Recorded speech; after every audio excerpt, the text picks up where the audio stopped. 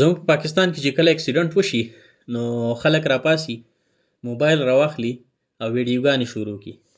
که د چا نه ګاډي نه څه ولوېږي یا څوک د ګاډي نه ولوېږي یا ګاډی واوړي کلټي شي نو زمونږ پښتانه موبایل ونیسي. زمونږ پښتانه وروڼه موبایل یې ورته نیولی ویډیوګانې دې کوي.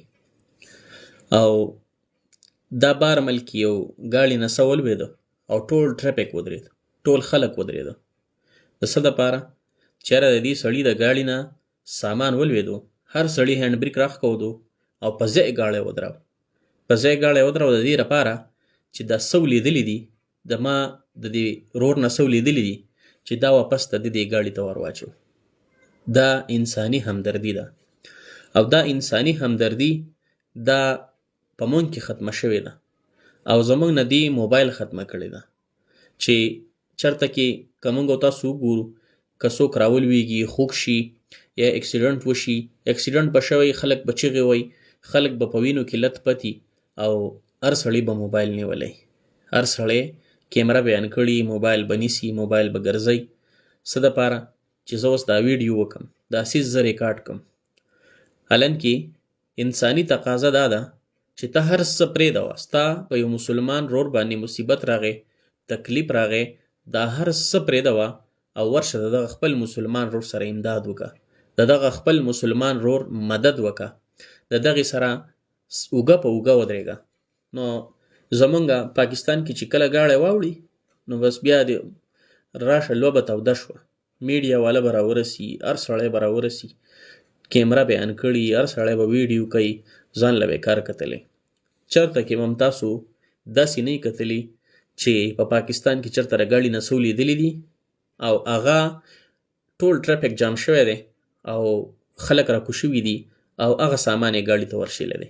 زه تاسو ته یوه خبره وکړم، بازار کې کله کله د غریبانو نه دا ګاډی واوړي، ګاډی ترې واوړي نو غریب سره آلوي، ټیپري، ټینډۍ، ټماټرې وغیره هر څه شی چې ورسره وي نو هغه هر سړی پرې تېرېږي او هغه غریب یوازې لګیا وي خپل ټماټر، الو، هر څیز چې د هغه د ګاډۍ نه چې ولیدلی هغه خپلې ګاډۍ ته ورچوي. مونږ کې انسانیت هغه تصور هم ختم شوی دی. ځکه چې مونږ او تاسو وګورو نو زه خو چې ډېر وګرځېدم، څومره وګرځېدم، اکثر زه د بازار کې وګورم د ګاډۍ والا نه څه ولوېږي څوک یې هم نه ورشوتی، کینو تې ولوېږي، مالټه تې ولوېږي، څه شی تې ولوېږي، په روډو داسې روانې او څوک هم لاس نه ورشي، بس هر سړی ورګوري او ځي. لا بعضې پکې داسې چې په لته یې وایي. نو انساني تقاضا دا ده چې کله یو مسلمان رور ته تکلیف ورسي، یو مسلمان رور په مصیبت کې ګیر شي، کله اکسیډنټ وشي، کله داسې حادثه وشي، کله چا نه څه ولوېږي، چا نه څه وغورځېږي، نو انسانیت تقاضا دا ده، د مسلمانۍ تقاضا دا ده چې موږ او تاسو د کیمرې په ځای د هغه سړي سره امداد وکړو، د هغه سړي موږ او تاسو مدد وکړو، د هغه سړي ملاتړ جوړ شو، هغه سړي سره موږ مدد وکړو بجای د دې چې موږ او تاسو کیمره ان کړو. نو دا تاسو وکته دا ویډیو، دا بهر ملکي ګاډی نه بوتلې ولوېدې، ټول ټرافیک ودرېدو ورته خېجئ. نو فرق تاسو وکړئ.